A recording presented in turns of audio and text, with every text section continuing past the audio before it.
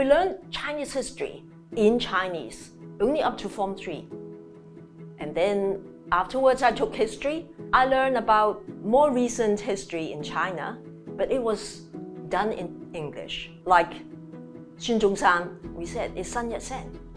So all these made me realize that I do really want to get more in-depth understanding of the Chinese history and civilization. That was the biggest impact on me, in terms of my own identity. But then in terms of other things, also very much significant impacts include the respect for nature. Coming from a big city, Hong Kong, I never touch soil, the ground. I joined agriculture as an activity.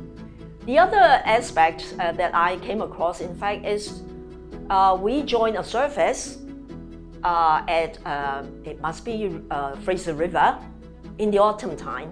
We went there to monitor, to patrol the river, because it was the time when the salmon would come back all the way from the ocean, back into the river for their spawning. And it is the last leg of their life, because they had to swim all the way up the river, sometimes up some waterfalls, to the spawning ground. They lay eggs there for the next generation, and then they will die there. So this is nature, this is the environment, and we have to protect it. And for a student from Hong Kong, it's really eye-opening,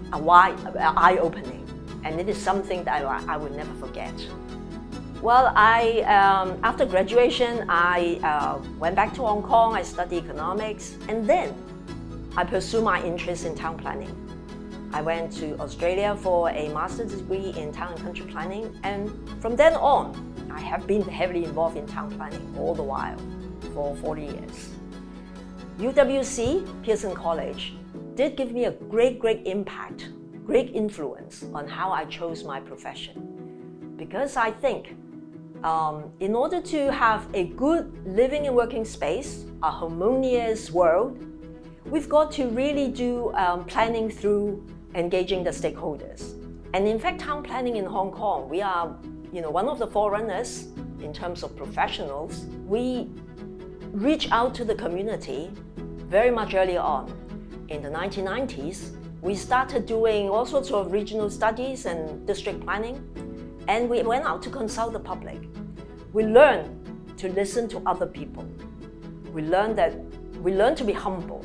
We know our professional knowledge, but on the other hand, we also want to know what the local people or other people who would like to use this place would have anything to say. We did a lot of studies based on this Sustainable Development Framework, and it is very much related to UWC core value. Respect the environment, and also respect the people who are going to use this space. Looking at today's world, we are no longer as close as 50 years ago, because we are so very much taken apart by the virtual world. People can live in the virtual world without meeting their friends, their relatives.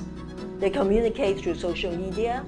I think UWC education, being a residential school, will allow people to really know each other, talk to each other. Even if they don't agree, they agree to disagree. And this is something that it is very important to build trust among people, among individuals. When they have trust, they will share with each other their difficulties and try to come to some compromises. And it is important in today's world when we have so much quarrels over resources, over maybe ideology, but I don't believe that things are not solvable. Coming to climate change, it is even more important. Climate change, in fact, brings problems beyond boundaries. And without international cooperation, without people upholding mutual responsibility and respect, I don't think we have a solution for the Earth. So UWC education is very much relevant today.